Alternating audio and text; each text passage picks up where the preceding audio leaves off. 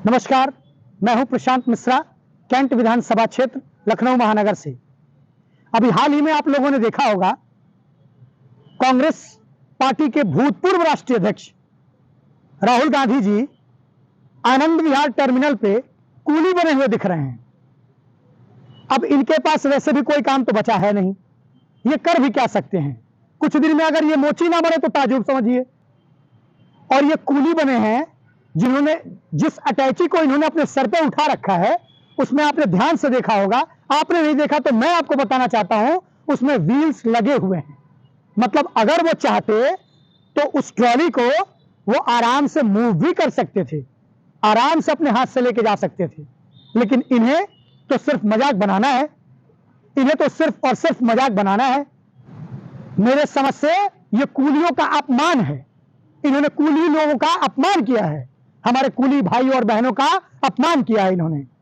ये इतना ही अगर कूलियों के बारे में सोचते हैं, इतना ही कूली भाई बहनों के बारे में सोचते हैं, तो इन्होंने आज तक इन्होंने कोई फैसिलिटी क्यों नहीं दी कूली लोगों को।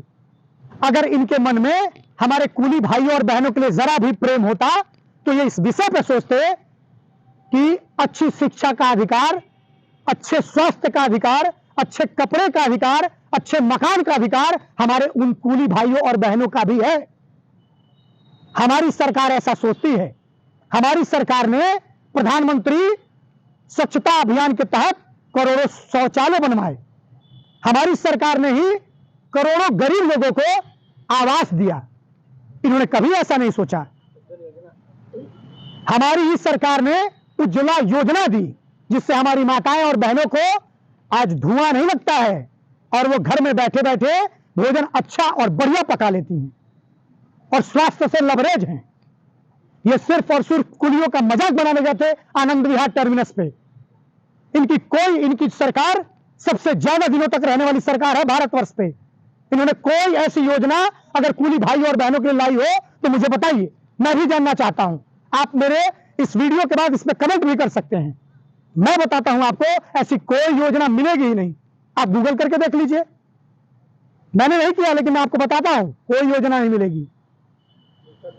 ये कूली का वर्दी पहनने से और कूली का पट्टा लगाने से ये कूली नहीं बन जाएंगे। उनके दुख दर्द को इन्होंने कभी अपना दुख दर्द नहीं समझा है। उनके दुख दर्दों पर कभी मरहम नहीं लगाया है, नमक अलग छिड़का है। ये कैमरे में जाकर के, कैमरे के सामने कूलियों का ड्रेस पहन के और जो आपको दिखते हैं ना वजन उठाते हुए, भार उठाते हुए, ये सब फ्रॉड है। इनके मन में कोई उनके लिए प्यार नहीं है। अगर इनको इतना ही कूली भाइयों बहनों से प्यार है तो कोई ऐसी व्यवस्था लाए या कोई ऐसी व्यवस्था हमारी सरकार को सुझाए जिससे इन कूली भाइयों बहनों का उद्धार हो। जो ये भार उठाते हैं ये भार ना उठा पाए, उठाए भी तो इनको कुछ सहूलियत मिले, एक्सेलरेटर जगह जगह हो जाएं, कुछ और ऐसी व्यवस्था हो। सरकारी स्कूलों में, नवोदय में, नेतरहाट में इनका रिजर्वेशन हो जाए। IIT, AIEEE जैसी शीर्ष संस्थाओं में इनको रिजर्वेशन दे दिया जाए। कुछ ऐसा करें। ये सिर्फ और सिर्फ दो मुही राजनीति करते हैं। इनको सिर्फ दो मुही राजनीति आती है। ये किसी का भला नहीं चाहते। ये सिर्फ और सिर्फ इसमें घूम रहे हैं कि आगामी लोकसभा चुनाव 2024 आने वाला है और ये सरकार की नाकामयाबियों को लेकर के जा रहे हैं और लोग खुद ही सरकार की कामयाबियों से संतुष्ट हैं। अब इनके पास कोई ले देकर के उपाय तो बचा नहीं है। अब ये कभी कूली बनेंगे, कभी मोचीक बनेंगे, कभी गाड़ी बनाने वाले मैकेनिक बनेंगे। ये सभी भाई बहन हमारे भाई बहन हैं।